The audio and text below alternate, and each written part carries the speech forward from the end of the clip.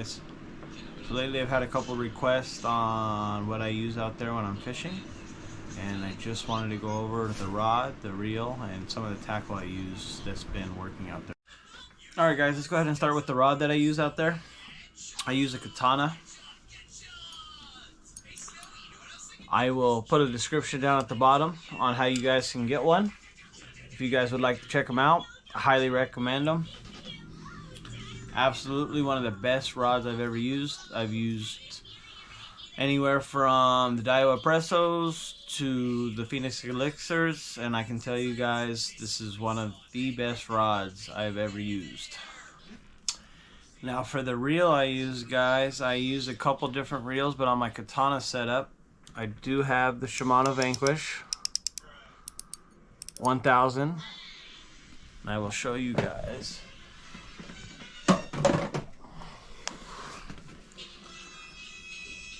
The Shimano Vanquish 1000 from Japan. Highly recommend, guys.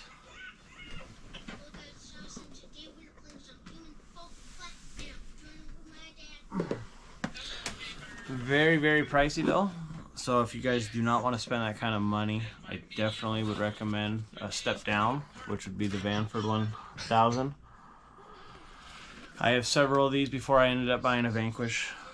Excellent reel for the money, about $250. Can't go wrong. Alright guys, let's go over the line I use out there on my Vanquish. So I run a 4-pound braid, Sinister strand. There will also be a link down here at the bottom if you guys would like to pick your guys' self up some. Alright guys, so if you guys are going to run braid, I do run a leader on my braid. I run about a 5 to 6 foot leader that I will tie with an Albright knot. I run the Seagar Black Tatsu 4-pound. Really expensive, guys, but the spool has lasted me all season. If you're not breaking off too often or not retying, this spool should get you guys quite a long ways. Very pricey though. I believe it's like 35 bucks for one little spool of this. There are cheaper options out there that some of the guys use. Runkle's a good option. I believe I have a spool.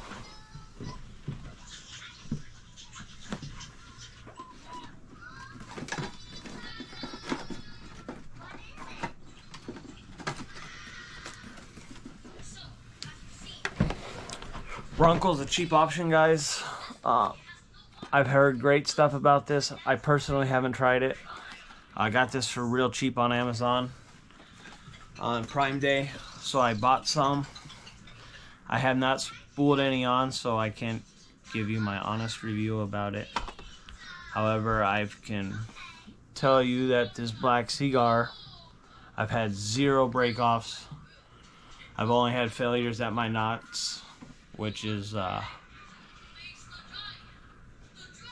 probably my own fault. But anyways, guys, this is what I use. Sinister strand with a fluorocarbon leader, tied with an Albright knot. Can't go wrong. Alright guys, let's go over some of the baits I use out there out on the water. So on most of my videos at Jenks Lake, you guys will see me running Golden State custom mini jigs.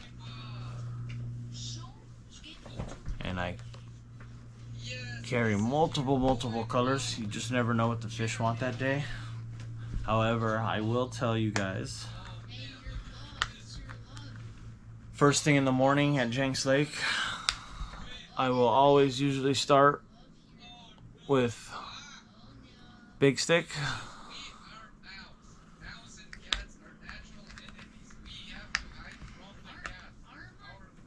or yellow and white.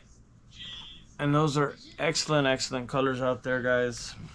I've had 50, 60 plus fish days throwing just those colors.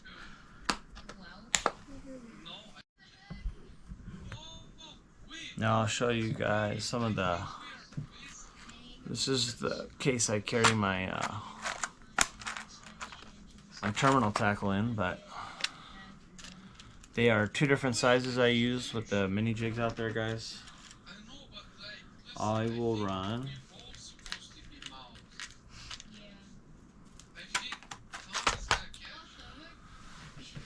two different sizes.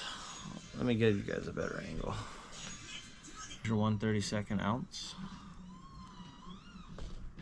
This is your 1/16 ounce, guys.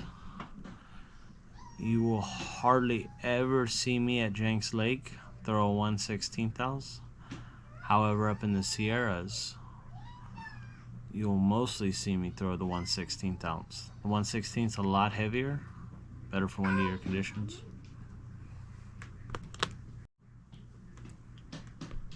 But the way you guys rig these up is take your jig head, find the bottom of the skirt, take the eye of the hook, go ahead and feed it on up through, push it through. Once you guys have it through all the way, go ahead and rub the eye. And just like that, guys.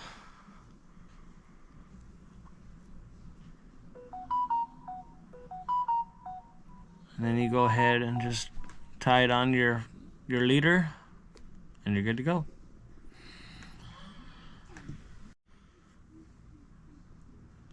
Now another quick way, guys, that I will do this when I'm changing colors on the fly is what they call a speed load. So this will already be tied to your line, and how you can hook this is take your hook and carefully poke it through the hole, bring it on through. So it should look something like that. And then go ahead and carefully push it on through the jig head without damaging it. Feed it over. And that's how you guys can also put these mini jig heads on your weight. Get it off to switch colors, and you want to save your jig. These get expensive. Go ahead and push it back to the same hole. Carefully slide it back on out. And just like that, guys, you can get it back out, put it back in your tackle box, and throw it again.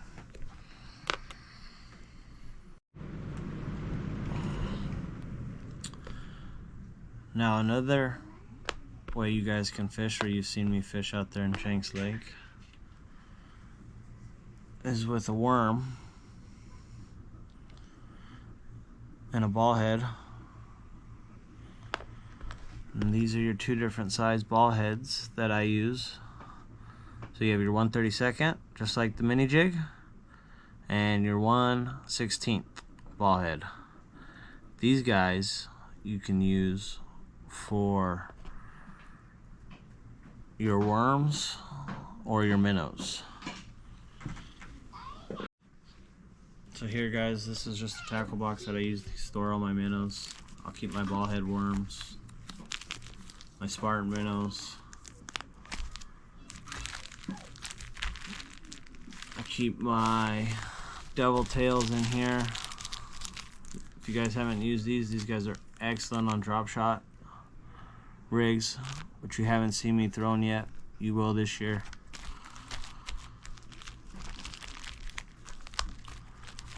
But let me show you guys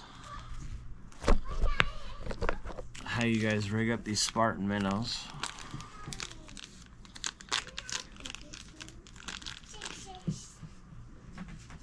So you take your Spartan minnow, they got a top and a bottom. You see the side with these dots on the top? That is going to be your top. And then this will be your bottom side of the jig. The way you do this is take your ball head, either your 1/16 or your 1/32 ounce. Take your hook, and I like to go to about the second dot on top of the minnow. I'll go ahead and poke that out. Like that, guys.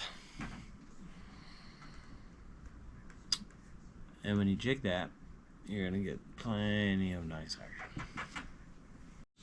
Alright guys, now that I've shown you guys how I rigged the mini jigs and your ball head Spartan minnows, let me take you guys out on the water and I'll show you how I use them.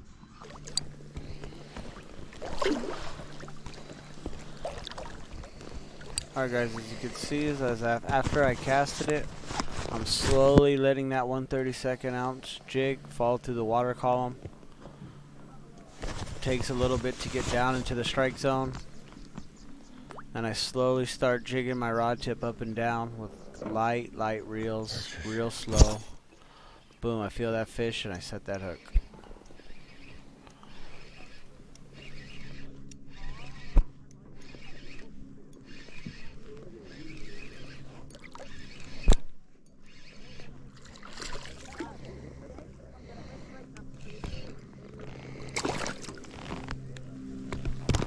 Alright guys, in this next clip, you're going to see me use that 1/32 ounce ball head jig with the worm. Same process, guys. Go ahead and cast it out. Slowly let that ball head and worm sink through the water column.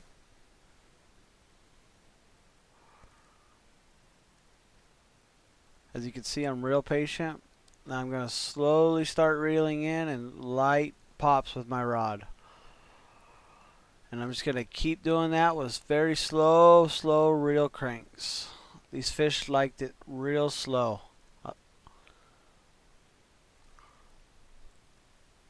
And there I go. I feel the fish hit that bait and I go ahead and set that hook.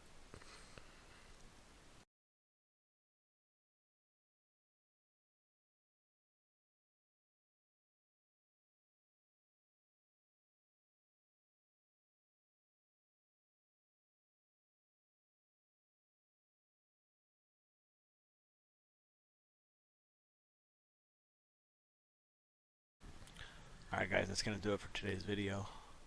Thank you guys so much for watching. If you enjoyed the video, please like and subscribe. If you have any comments, what you guys would like to see in the next videos, go ahead and please leave down at the bottom. Till then, tight lines.